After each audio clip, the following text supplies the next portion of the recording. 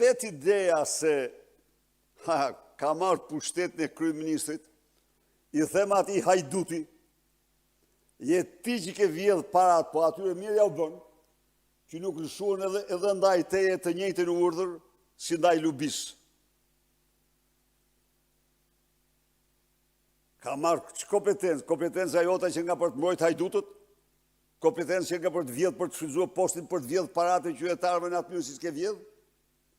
Pra, se çdo vendosin, tani unë ju i kam shpreh konsideratat e mia para gjykatë, nuk do të shkoj më tutje, por akti i parë, për mendimin tim, që gjykata duhet bënte, të refuzonte shqyrtimin e kërkesës, sepse ai vendim është në përputhje të plot ligjore me kuadrin ligjor të Republikës së Shqipërisë. Madje me kuadrin e ri ligjor të Republikës së Shqipërisë. Zoti Berisha, kam një pyetje. Ditën e djeshme, presidenti i Partisë së Lirisë Ilir Meta, aleati juaj politik, është vetë ofruar për të dëshmuar për 21 janarin. Ja ka paraqitur kërkesën prokurorisë posaçme antikorrupsion. Ai thotë se ka dëshmi të panjohura për organin e procedurës penale. Megjithatë, për të kuptuar më shumë dëshminë e Ilir Metës, herën e fundit kur ai është shprehur për 21 janarin, ai ka bërë përgjegjës kryesor ish ministrin e Brendshëm Lulzim Basha, se nuk mori masa për një skenar që ai e dinte. Ju si e shihni këtë lëvizje të Ilir Metës dhe a jeni në të njëjtin mendim si ai që Lulzim Basha ishte përgjegjësi kryesor? Spari dihet botërisht se Edi Rama për të organizuar 21 janarit manipuloi dhe falsifikoi në bashkëpunim me Filip Çakullin një regjistrim të marrë nga i ndjeri Dritan Prifti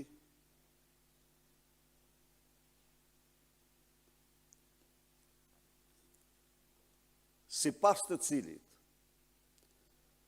Ilir Meta ishte paguar 700.000 euro nga një biznismen që kërkonte të drejtën e tij. Sali Berisha kryeministër, së pari, kishte ndigjuar Dritan Priftin ose i ishte kërkuar nga Dritan Priftit që të emronte një detyrë tjetër të rëndësishme, ose përndryshe ka një regjistrim. Fjala ime ishte kjo, nxirre sa po të dalish nga dera e zyrës sime. Nxirre. Kjo është e vërteta, unë thotë. Kur. Nuk merr dot më kushpek. Ja çdo lloj ashtu po. E dyta, ka patur një shkresë të firmosur në mos gaboj nga pronari një kompanie që kishte fituar me gjyq, jo nga qeveria, po me gjyq, të drejtën koncesionin e një hidrocentrali. E kishte fituar me gjyq. Qeveria i kishte dhënë një kompanie tjetër. Ky, me gjyq mos gaboj në apel. Dhe ky zotëri shkruante në shkresën e tij se nga mos zbatimi vendimit gjykatës, kompania ime ka humbur 700.000 euro. Dhe Ilir Meta, me qenë se shkresën ja kishte adresuar edhe Ilir Metës, ky biznismeni, me qenë se ishte ministri i tij, Ilir Meta i thot Dritan Priftit, duhet zbatuar vendimi i gjykatës, sepse i është bërë dami 700.000 euro kompanisë.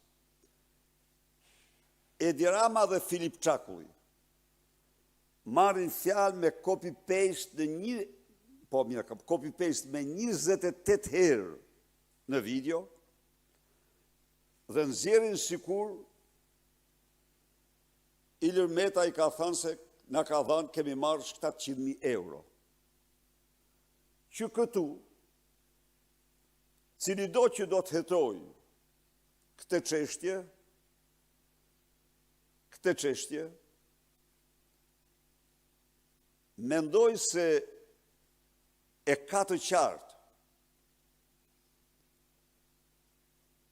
se kjo ishte pjesë e skenarit të dhunës me 21 janar. Pra skenaristi del vetë Edi Rama. Tani, se çfarë dini Ilir Meta, sigurisht mund të di, nuk them se ka qenë zëvendës kryeministër, por Ilir Meta,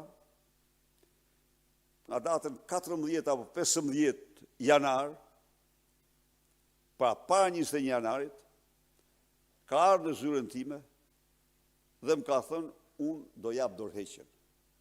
Sepse unë në prokurori nuk shkoj si zëvendës kryeministër.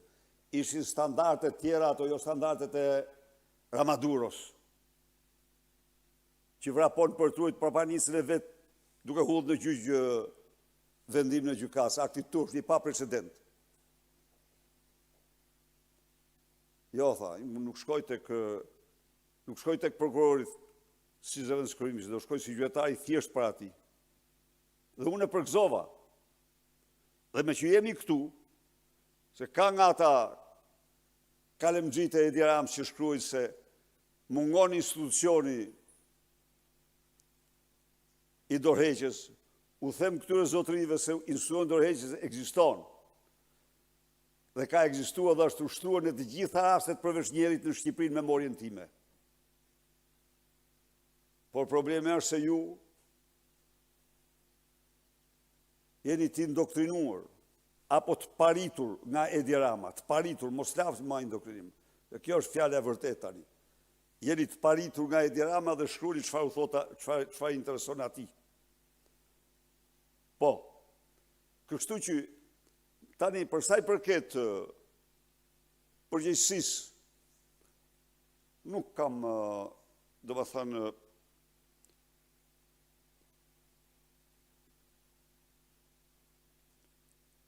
një skenari atil i dhunshëm, natyrisht, i pari pa precedent ndonjëherë, por me ato që kam konstatuar, masa ishin marrë, kështu që nuk di në një përgjegjësi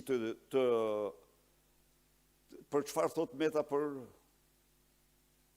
përgjegjësi për vitin e kaluar, sepse nuk ka marrë masa si ish ministër i brendshëm, pavarësisht se ishte njoftuar dhe e dinte skenarin e protestës. Si kryeministër, unë mund të them se ai ishte një agresion i vërtet, me huj, me dinamit, me plumba, ndaj ndërtesë Këshillit Ministrave. Se si mund të parandalohej një demonstrat që organizohet me gjitha këto, natyrisht edhe mundet, po është një proces jashtëzakonisht më shumë teorik se sa praktik. Sepse duhet të ndalosh demonstratet tjerë në radhë poshtë.